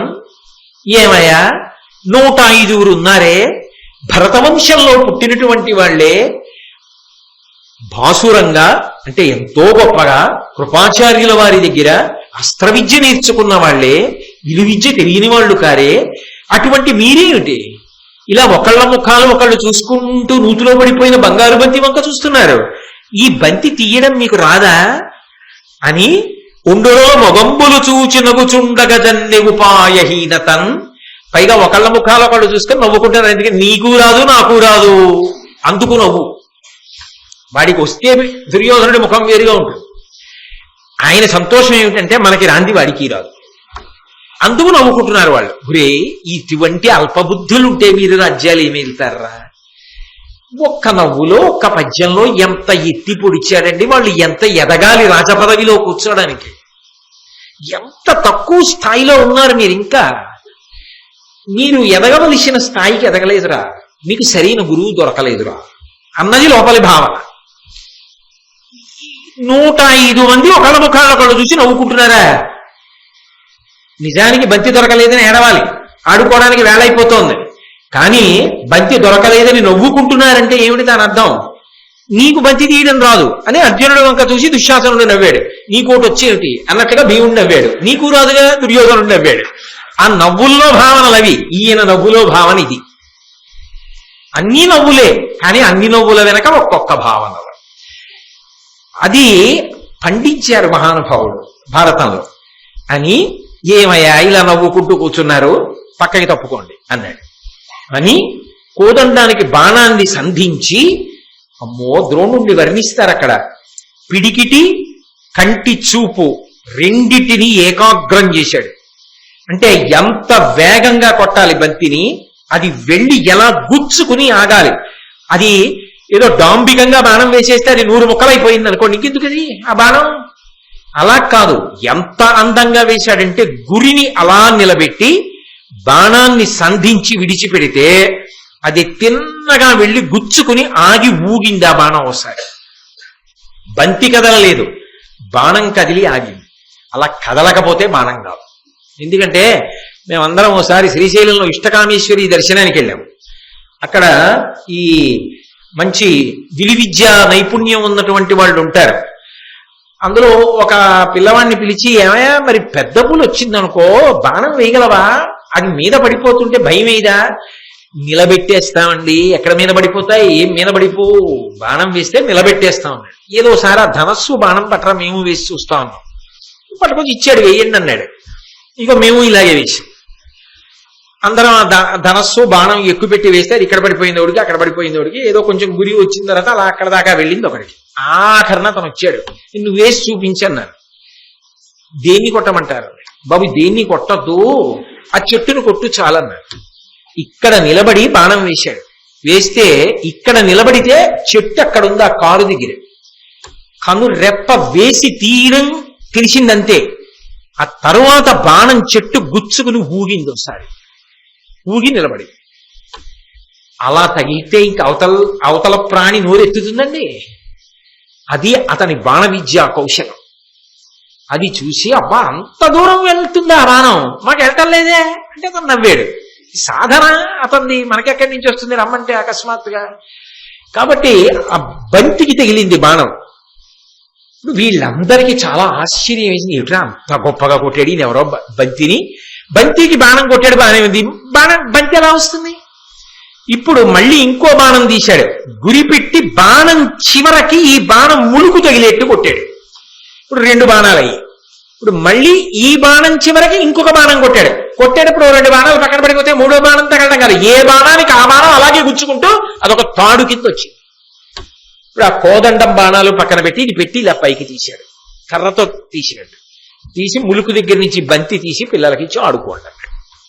వాళ్ళు తెల్లపోయారు. అబ్బా, ఏమి విద్యా కౌశలం రాయింది! ఎంత బంతి తీయడం కాదు అక్కడ ప్రధానం, బంతికి బాణం కొట్టి బాణం చివర బాణం కొడుతూ ఒక్క బాణం గురి తప్పకుండా ఇంతమంది చూస్తుండగా నిమిషంలో కొట్టి బంతి తీశాడు. నిమిషం కూడా కాదు, కనురెప్ప పాటులో కొట్టాడు, కొట్టి తీశాడు. వీళ్ళకి ఇప్పుడు ఈ విషయం గబగబా వెళ్ళి చెప్పాలి. ఎవరికి చెప్పాలి? భీష్మాచార్యుల వారికి చెప్పాలి. తాతగారు ఇన్నాళ్ళు మేము నేర్చుకున్నాం కానండి, అబ్బో ఈ పెద్ద ఆయన ఏమిటో బలి కొట్టాడండి బంతిని అని చెప్పాలి. మీరు రండి అని ఆయన చేయి పట్టుకున్నారు. అనుకున్నాడా వాళ్ళకి గురువు అవుతానని? అనుకున్నాడా హస్తినాపురం ఎడుతుంటే నూతిలో బంగారు బంతి పడుతుందని? అనుకున్నాడా వాళ్ళు భీష్ముడి దగ్గరికి తీసుకెడతారని? సంస్కృత భారతంలో అయితే తాను వెళ్ళాల, భీష్ముడికి వెళ్ళి చెప్పండి పిలుస్తాడు మీ తాతగారు అన్నాడు. ఇక్కడ తెలుగు భారతంలో అయితే పిల్లలతో వెళ్ళాడు. అంటే తన ప్రమేయం లేకుండానే పాండవులకు గురువు అయిపోయాడు. అంటే భగవంతుడు ఒక గురువుని శిష్యులతో కలుపుతున్నాడు. గురు శిష్యులు కలిశారు అంటే, యోగ్యమైన గురువు యోగ్యమైన శిష్యులు కలిశారు అంటే లోకమునందు ఒక అద్భుతం జరగబోతోంది అని గుర్తు. ఒక సమర్థుడైన గురువు, ఒక పరమ వినయం కలిగిన శిష్యుడు కలుసుకున్నారనుకోండి, ఒక చరిత్ర సృష్టింపబడుతుంది. మీరందుకే ఏ మహాత్ముల జీవితాలు చూడండి, ముందు వాళ్ళ గురువు గురించి రాసుకుంటారు. సర్వేపల్లి రాధాకృష్ణన్ గారి జీవిత చరిత్ర చదవండి. ఆయన తన జీవితాన్ని దిద్దిన వ్యక్తిగా తన గురువు గురించి చెప్పుకున్నారు. టంగుటూరి ప్రకాశం పంతులు గారి గురించి చదవండి. ఏమీ తోచక గురువు గారితో రాజమండ్రి వచ్చారు. ఆ రోజుల్లో విజయవాడ దగ్గర నుంచి రాజమండ్రి వరకు ఎద్దుబండిలో రావడం అంటే చాలా గొప్ప.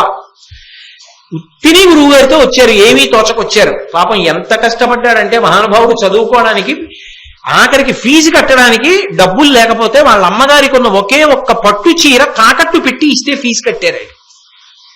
గురువు గారితో వచ్చారు, తిరిగి వెళ్ళిపోదాం అనుకుంటే పడ వెళ్ళిపోయి ప్రకాశం పంతులు గారి జీవితం మారిపోయింది. ఒక గురువుతో ఉండి ప్రకాశం పంతులు గారి జీవితం మారిపోయి ఈ రాష్ట్రానికి ముఖ్యమంత్రి అయ్యారు. అబ్దుల్ కలాం గారి జీవితం చూడండి. ప్రత్యేకంగా మై టీచర్స్ అని ఆయన ఇండామిటబుల్ స్పిరిట్ అన్న పుస్తకంలో రాసుకున్నారు. ఆయన జీవితాన్నంతటినీ దిద్దీసిన వాడు ఎవరో తెలుసా? ఒక్క గురువు. ఆయన వెనకాతల ఉన్న నల్లని బోర్డు మీద శుద్ధముక్కతో గీస్తూ విమానం ఎలా ఎగురుతుందో చెప్పాడు. చెప్పి పిల్లల వంక తిరిగి అడిగాడు, అర్థమైందా మీకని అడిగాడు. ఎవ్వరూ అర్థం అవ్వలేదు అనలేదు కానీ అంటే బాగుండదని ఊరుకున్నారు. ధైర్యంగా కలాం గారు లేచి మాకు అర్థం కాలేదు అన్నారు. అది గురువు అంటే. వెంటనే ఆయన అన్నాడు, ఒక్క క్షణం ఆగి మీరందరూ ఇవాళ సముద్రపు ఒడ్డుకి రండి, మీకు మళ్ళీ చెప్తాను ఈ పాఠం అన్నాడు. అందరు పిల్లలు రామేశ్వరం కదా సముద్రపు ఒడ్డు, అందరూ సాయంకాలం సముద్రపు ఒడ్డుకి వెళ్ళారు. గురువు గారు వచ్చారు. పక్షులు వాలి, ఆ వాలిన పక్షుల్ని చూపించాడు.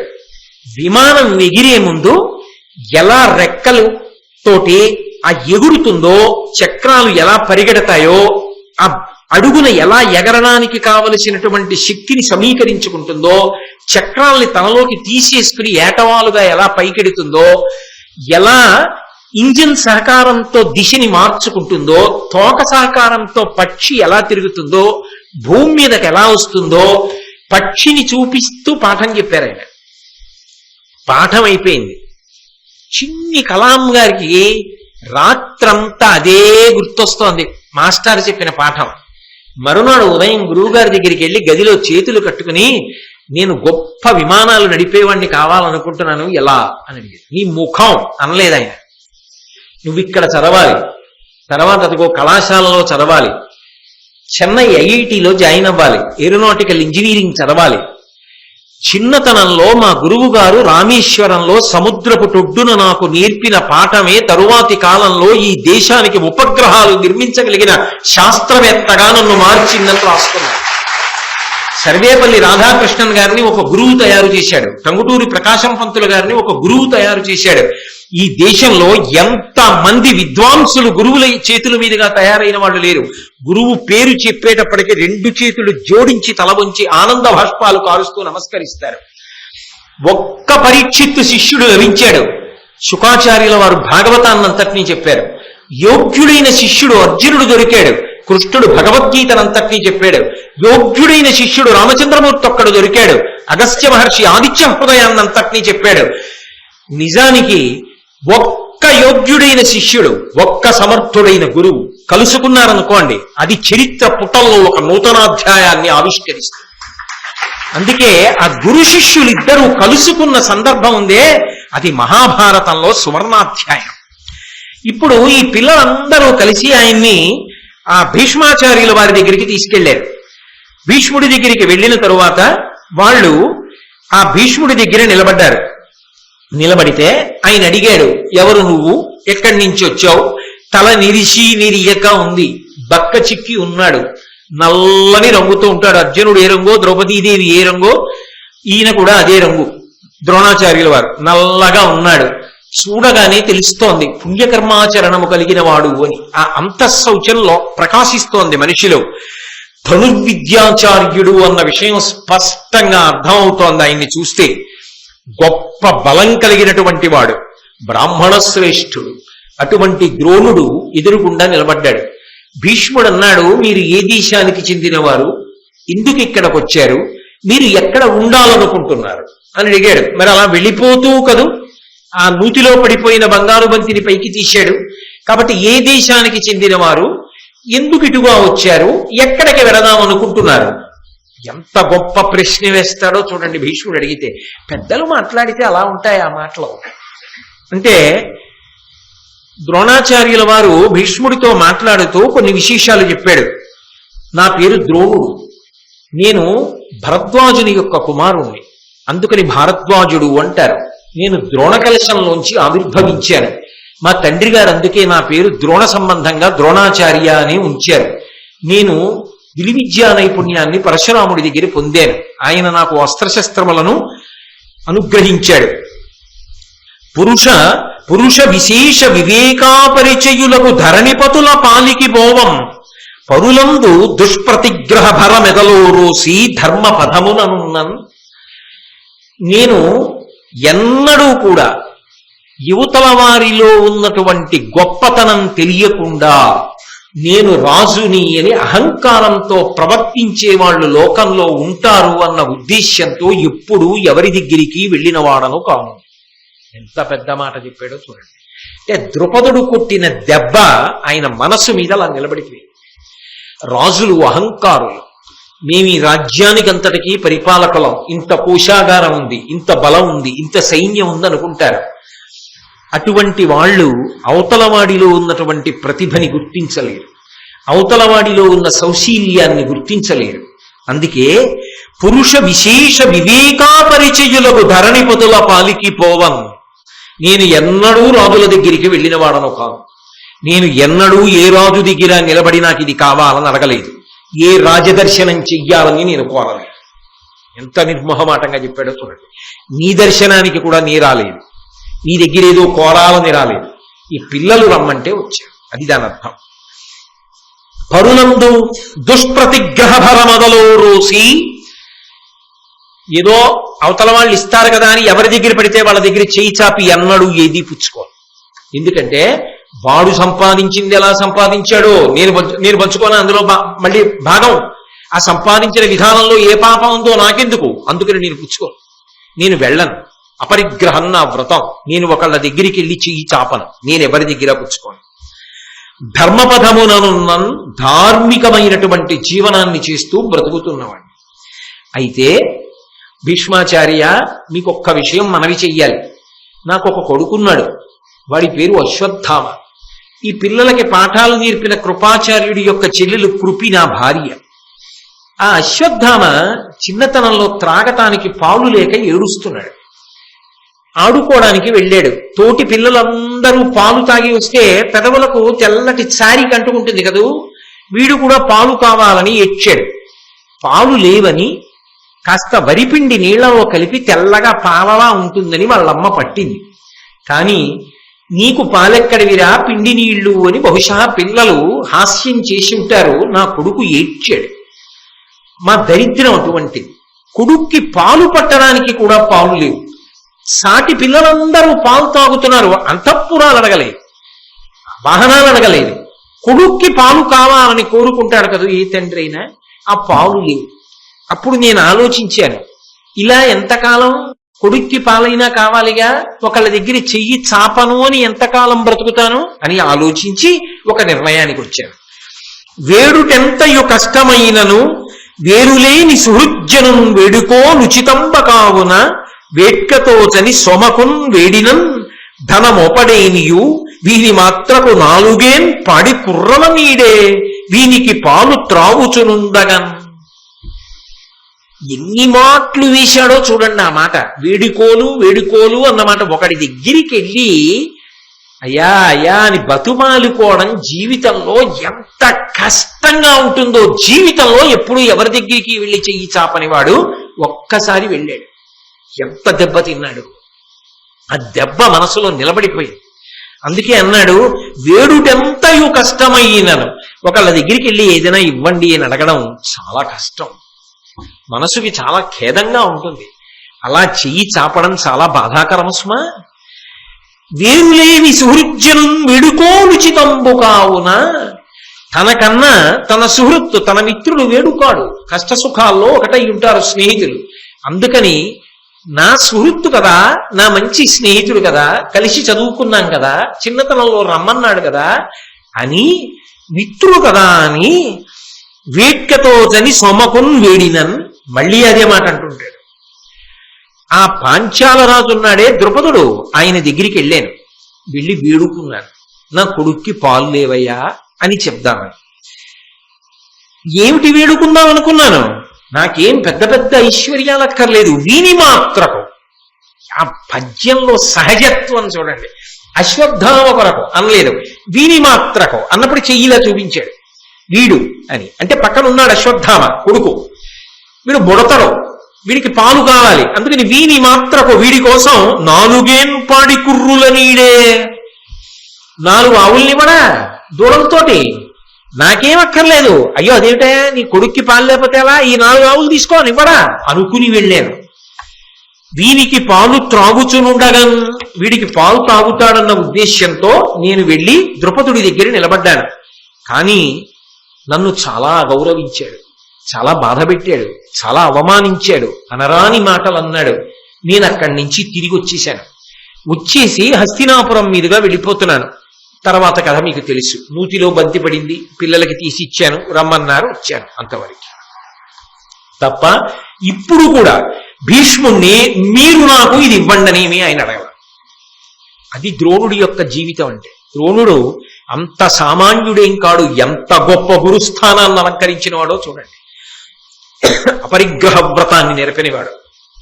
అంటే భీష్ముడు అన్నాడు, వినియోయుతీగ కాళ్ళం వెనగెన్ తాననుచు పొంగి భీష్ముడు ద్రోణుం ఘనభుజు అభీష్ట పూజా ధన దాన విధానముల ముదంబునదని పెన్. వెంటనే ద్రోణాచార్యుల వారిని కూర్చోబెట్టన్నాడు, వెతకపోయిన తీగ కాళ్ళకి తగిలిందయా. నా మనవలకి విలువిద్య నేర్పేటటువంటి సమర్థుడైన గురువు ఎక్కడ దొరుకుతాడా అని వెతుకుతున్నా.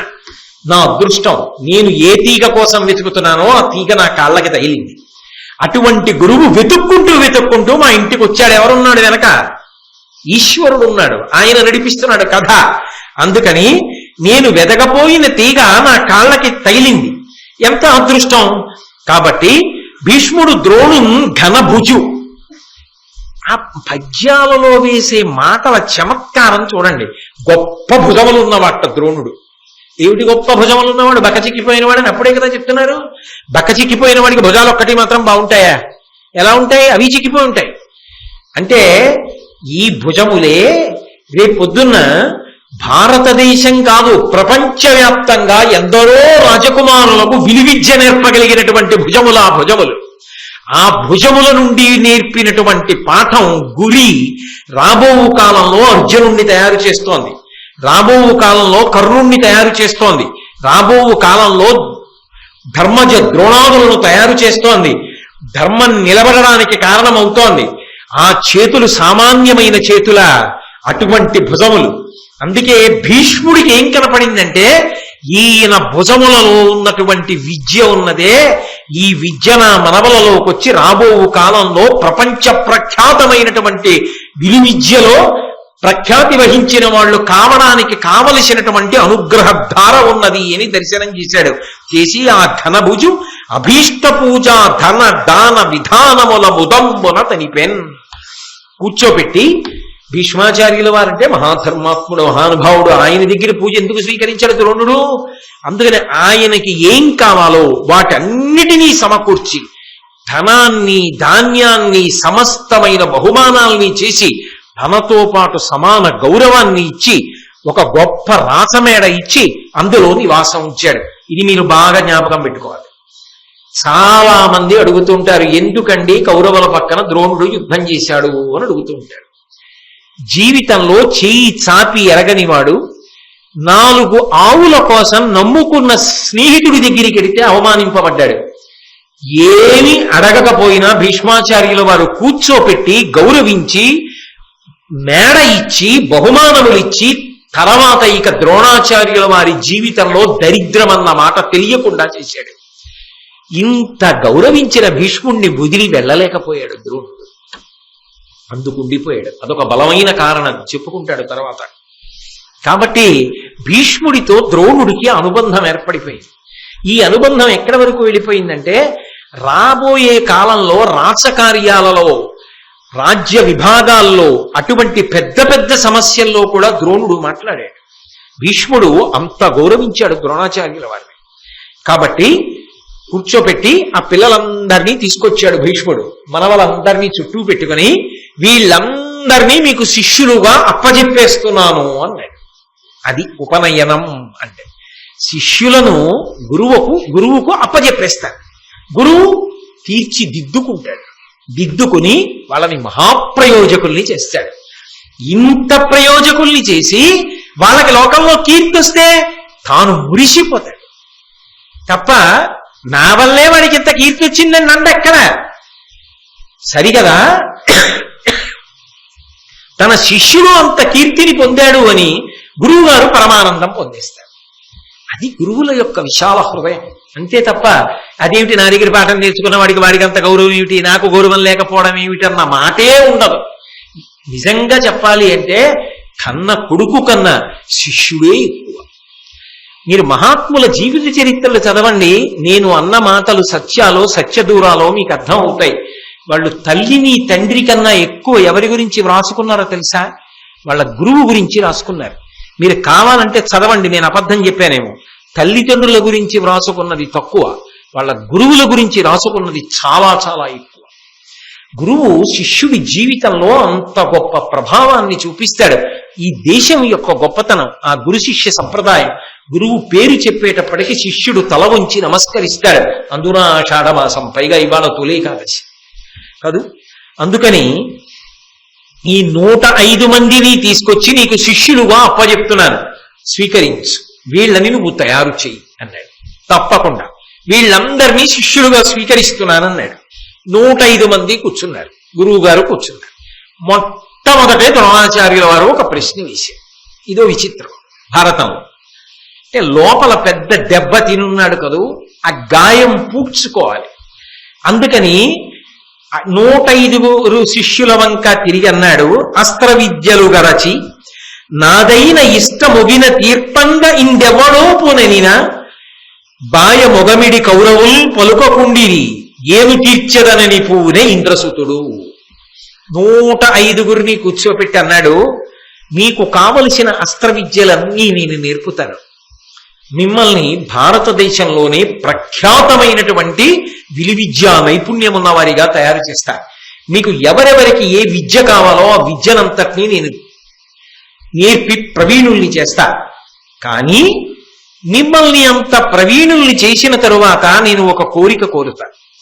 నా కోరిక మీలో ఎవరు తీరుస్తారు అని అడిగాడు. గురువు అంటే గురి అసలు ఈయన చెప్పిన పాఠం లేదు ఇప్పటి వరకు, ఇంకా గణపతి ప్రార్థనే లేదు. ఈయన పాఠం చెప్పకుండా నేను నేర్పిన తర్వాత నా కోరిక తీరుస్తారా అని అడుగుతాడేమిటి అని కౌరవులందరూ ఒకళ్ళ ముఖాలు ఒకళ్ళు చూసుకున్నారు. ఎవరు నేను తీరుస్తాను అనలేదు. అసలు ఏం చెప్పాడని మనం తీరుస్తాం, ఏం అడుగుతాడో అందుకని వాళ్ళు ఎవరో మాట ఇవ్వాల. ఏం అడుగుతాడో తెలియదు, ఏం చెప్తాడో తెలియదు. ఆయన నా గురువు అంతే ఆ భావన అర్జునుడికి నిలబడిపోయింది. 105 మందిలో 105 మందిలో అర్జునుడికి నిలబడింది. తటాలు నలీచన్నాడు, నేను తీరుస్తా. అది గురు శిష్య సంబంధం. ఒక్కొక్క శిష్యుడికి గురువు మీద అటువంటి గురి కుదురుతుంది. ఎవడికి గురి ఎలా కుదిరిందో వాడికి నిజంగా ఆ గురువు గురువుగారు అని పిలిచేవాళ్ళు ఎంతమంది అయినా ఉండొచ్చు. నిజానికి ఆ గురి ఎవరికి నిలబడిందో ఆ శిష్యుడికి అవతల వ్యక్తి గురువుగా నిలబడతాడు. ఏం నేర్పాడు ద్రోణుడు? ఇంకా ఏం నేర్పలేదుగా, ఏమీ నేర్పకుండానే అడుగుతున్నాడుగా గురుదక్షిణ. ఏమీ నేర్పకపోయినా ఆయన మా గురువు భీష్ముడు ఈయన్ని మాకు గురువుగా పెట్టాడు. ఈయన అడిగింది నేను తీర్చవలసిందే అంతే. ఆయన ఏం నేర్పుతారు తర్వాత? గురువు గారు అడిగింది మాకపోతే బతుకిద్దు అనుకున్నాడు. నేను తీరుస్తా అన్నాడు ఇంద్రుడు. గురువు గారికి ఆనంద భాష్పాలు వచ్చాయి. ఏం పిల్లవాడు రా వీడు, ఏమి శిష్యుడు రా. ఆనందంతో వాత్సల్యం మనసులో పొంగులిడింది ద్రోణాచార్యుల వారికి. సరే, 105 మందిని కూర్చోబెట్టాడు. 105 మందికి పాఠం చెప్పడం ప్రారంభం చేశాడు. 105గురికి పాఠం చెప్పడం ప్రారంభం చేసినప్పుడు మీరు ఒక్కటి జ్ఞాపకం పెట్టుకోవాలి, గురువు యందు అరమరిక ఉండదు. వాళ్ళకి ఉండేటటువంటి పాఠవాన్ని బట్టి, ఉత్సాహాన్ని బట్టి, కుతూహలాన్ని బట్టి, విద్య యందు ఉండేటటువంటి వ్యగ్రతని బట్టి, వాళ్ళు నేర్చుకోవాలనేటటువంటి తాపత్రయాన్ని బట్టి ఒకడికి ఎక్కువ చెప్పడం తటస్థిస్తుంది. వాడు వచ్చి పరిప్రశ్న చేసి అడుగుతాడు కాబట్టి. కానీ అందరినీ కూర్చోపెట్టి చెప్పినప్పుడు ఒకడికి వినపడకుండా ఒకడికి వినపడేటట్టు గురువు చెప్పడం. వర్షం చూడండి, మేఘం వచ్చి వర్షం కురుస్తుంది. కురిసినప్పుడు ఇక్కడ వద్దులే అని ఆలోచించదు, అన్ని చోట్ల వర్షం పడుతుంది. కానీ ఒక విత్తనం రాతి మీద ఉంది, మొలకెత్తుతుందా? మొలకెత్తదు. ఒక విత్తనం మట్టిలో ఉంది, వెంటనే మొలకెత్తుతుంది. వర్షంది తప్ప, విత్తనంది తప్ప, విత్తనం రాతి మీద ఉండడం తప్ప. విత్తనం రాతి మీద ఉండడం తప్పు. రాతి మీద ఉన్న విత్తనం ఎంత వర్షం పడినా మొలకెత్తదు. మట్టిలో ఉన్న విత్తనం ఒక్క చిరుకు పడితే అంకురమై మొలకెత్తుతుంది. ఆ అధ్యవసాయం ఉండాలి, ఆ ఉత్సాహం ఉండాలి. అసలు గురు శిష్య సంబంధంలో ముందు ఉండవలసినది ఇది. అంటే పాఠం నేర్చుకోవడానికి పిల్లవాడు పాఠశాలకి వెళ్తున్నాడు అన్నప్పుడు మొట్టమొదట తల్లి కూర్చోపెట్టి పిల్లలకి నేర్పవలసిన పాఠం ఏదైనా ఉంటే ఇదే. నీ గురువు తల్లి, నీ గురువు తండ్రి, నీ గురువు దైవం. నీ గురువు నిన్ను చిక్కుతాడు. ఎక్కడో నీళ్లలో నానిపోయినటువంటి ఒక రాతిని మోకులు కట్టి పైకి తీసుకొచ్చి శిల్పి దాని మీద కూర్చుని పెచ్చులు ఊడగొడతాడు. నేను కాంచీపురంలో మణిమంటపం కట్టినప్పుడు వెళ్ళి చూశా. పెద్ద పెద్ద రాళ్లు పడేసి అనేక మంది శిల్పులు దాని మీద ఎక్కి కూర్చుని చెక్కుతారు. ఆఖరణ నేత్ర నిమీలనం చేస్తారు. ఆ కళ్ళు చెక్కేటప్పుడు మాత్రం దీక్ష తీసుకుని కొబ్బరికాయ కొట్టి పరమ జాగ్రత్తగా గణపతి స్థపతి వంటి మహాపురుషులు వచ్చి చిన్న ఉలి పెట్టి ఎంతో జాగ్రత్తగా కళ్ళు చెక్కుతారు. ఒకసారి శిల్పం తయారైపోయి ప్రాణప్రతిష్ఠ చేశారనుకోండి, చెక్కిన శిల్పి కూడా ఇక దాని మీద మళ్ళీ ఉలి పెట్టి కొట్టడం. రాతిలో ఉన్నటువంటి మూర్తిని చెక్కి పైకి తీసుకొచ్చి పూజల ద్వారా ఆ మూర్తి కోట్ల మందిని అనుగ్రహింపచేయగలిగినటువంటి స్థితిని ఒక శిల్పి తయారు చేసినట్టు, రాతిలోంచి శిల్పాన్ని పైకెత్తినట్టు మనిషిలోంచి నైపుణ్యాన్ని తట్టి లేపి ఒక మహాపురుషుడిగా దిద్దగలిగిన వాడెవరంటే గురువు. అటువంటి గురువుని చిన్నపుచ్చకుసుమా, గురువు గురించి తక్కువ చేసి మాట్లాడకుసుమా. గురువు హాస్యానికి వస్తువు కాదు. పరమ ప్రమాదం ఏమిటంటే ఏ వస్తువుని పడితే ఆ వస్తువుని హాస్యానికి సాధనంగా తీసుకోకూడదు. కొన్ని పరమ పవిత్రములైన ఉంటాయి, జీవితంలో వాటిని ఎప్పుడూ పవిత్రంగానే ఉంచేయాలంతే. అమ్మ పరమ పవిత్రం, తండ్రి పరమ పవిత్రం, ఓ సాలగ్రామం పరమ పవిత్రం, గంగానది పరమ పవిత్రం, తులసి చెట్టు పరమ పవిత్రం, మారేడు వృక్షం పరమ పవిత్రం, గురువు పరమ పవిత్రం. అటువంటి గురువుని హాస్య వస్తువుగా వాడుకోవడం ఉందే, చాలా చాలా భయంకరమైన ధోరణి. దాని వలన పిల్లల యొక్క సంస్కృతి నశించిపోతుంది. ఇటువంటి సంస్కృతికి వారసులైన పిల్లల్ని చెడగొట్టే అధికారం ఏ కారణం చేత ఎవరికీ ఉండదు. ఆ విషయంలో నిగ్రహం చాలా అవసరం. కాబట్టి అందరినీ కూర్చోపెట్టి పాఠం మొదలుపెట్టాడు. అందరినీ కూర్చోపెట్టి పాఠం మొదలుపెట్టినా అందరి పట్ల సమాన వాత్సల్యాన్ని పొంది ఉన్న అర్జునుడు మాత్రం గురువు గారికి చాలా ప్రేమాస్పదుడయ్యాడు. ద్రోణుడికి అర్జునుడంటే అంత ప్రీతి. అర్జునుడికి ద్రోణాచార్యుల వారంటే ప్రాణం కన్నా అధికం. అసలు చూద్దురు గాని ఎదర మీరు ఆ గురు శిష్య సంబంధం అంటే ఎలా ఉంటుందో చూద్దురు గాని ఆనంద భాష్పాలు వస్తాయి చదువుతుంటే. అంత గొప్ప అనుబంధం. కాబట్టి ద్రోణాచార్యుల వారు చక్కగా ఆషాఢమాసం గురు సంబంధమైన మాసం కాబట్టి, తులైకాదశి చాలా మంచి తిథి కాబట్టి ఇవాళ పిల్లల్ని కూర్చోపెట్టి పాఠం చెప్పడం మొదలుపెట్టారు అన్న మంగళకరమైన ఘట్టం దగ్గర ప్రవచనాన్ని ఆపు చేస్తూ మళ్ళీ రేపు సాయంకాలం 7 గంటలకు కలుసుకున్నప్పుడు పునఃప్రారంభం చేస్తాను. అయితే ఇవాళ నేను మీ అందరికీ కూడా ఒక మహత్తరమైన విషయాన్ని ప్రతిపాదించవలసి ఉంది. అందుచేత దయచేసి అందరూ నా మాట మన్నించి అలాగే ఉండండి. ఆచార్యై సత్కృతాయాస్తు మంగళం.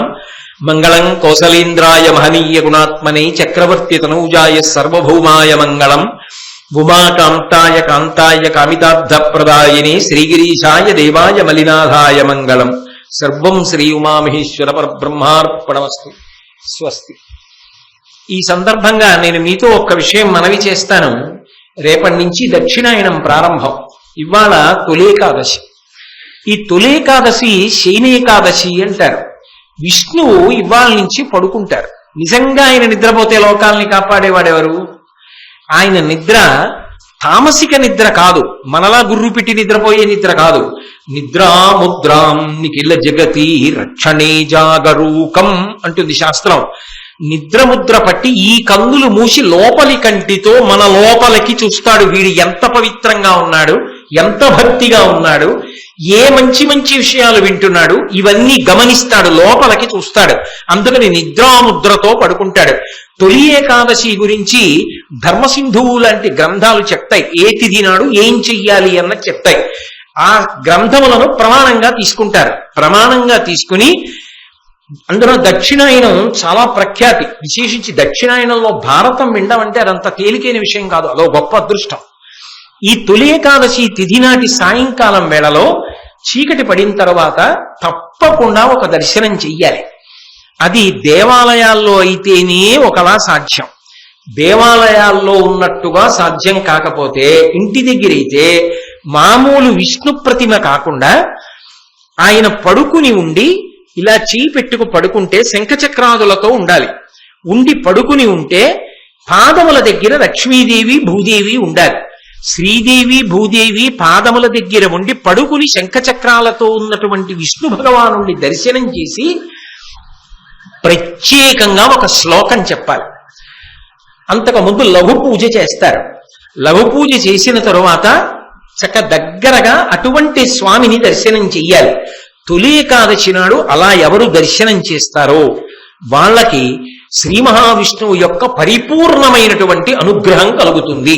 అలా ప్రారంభం అవ్వాలి. రేపు దక్షిణాయనం కాబట్టి తొలి ఏకాదశి అటువంటి దర్శనంతో మొదలు పెట్టాలి. అందుకే నిజానికి ధర్మసింధువు ప్రకారం ఇవాళ అటువంటి దర్శనం దేవాలయాలన్నిటిలో కల్పించాలి. దేవాలయం చెయ్యవలసిన ప్రథమ కర్తవ్యం ఇవాళ అది.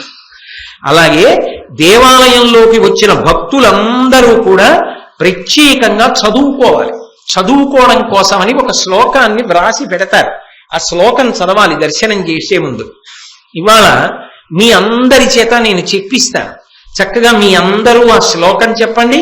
చెప్పిన తరువాత అక్కడ పాంపు మీద ఇలా చెయ్యి పెట్టుకుని శంఖచక్రాదులతో శ్రీ మహావిష్ణువు పవళించి ఉంటే హేలగా తెల్లటి దుప్పటి ఒకటి చక్క పాదాల మీద వేసుకుని పడుకుంటే ఆయన బాగా నిద్ర పట్టిన తరువాత అలా కప్పుతుంది అమ్మవారు. పాదముల మీద బట్ట వేసుకుని పడుకుంటే శ్రీదేవి భూదేవి పాదముల వైపు చూస్తూ నిలబడి ఉండగా ఆ మూర్తి దర్శనాన్ని చేస్తాం మనం. ఒక్క కొద్ది క్షణాల్లో తెర తీసి దర్శనమిస్తారు. ఈలోగా మీ అందరూ నేను చెప్పిన శ్లోకం చదవండి. చదివి ఒక పని చెయ్యాలి. ఇవాళ మనందరం మహాభారతం వింటున్నాం. ఆషాఢమాసం, అందున ద్రోణాచార్యుల వారికి సంబంధించింది. ఇవాళ శుక్రవారం, శుక్రవారానికి భృగువారం అని పేరు. ఇవాళ కథాప్రారంభం ఎక్కడ? పరశురామ దర్శనంతో ప్రారంభం. పరశురామ దర్శనంతో ప్రారంభించి గురు శిష్యులు కలుసుకోవడం వరకు వెళ్ళాం. అంటే పరమ పవిత్రమైన ఘట్టం విన్నాం. ఇక పైన అంతా అలాగే ఉంటుంది. అందున దక్షిణాయనం కదా, ఇంకా రేపటి నుంచి భారతం వినడమే చాలు. కాబట్టి మనందరం కూడా ఇలా అరుగెక్కేయకూడదు. కార్యకర్తలడ్డు నించుంటారు.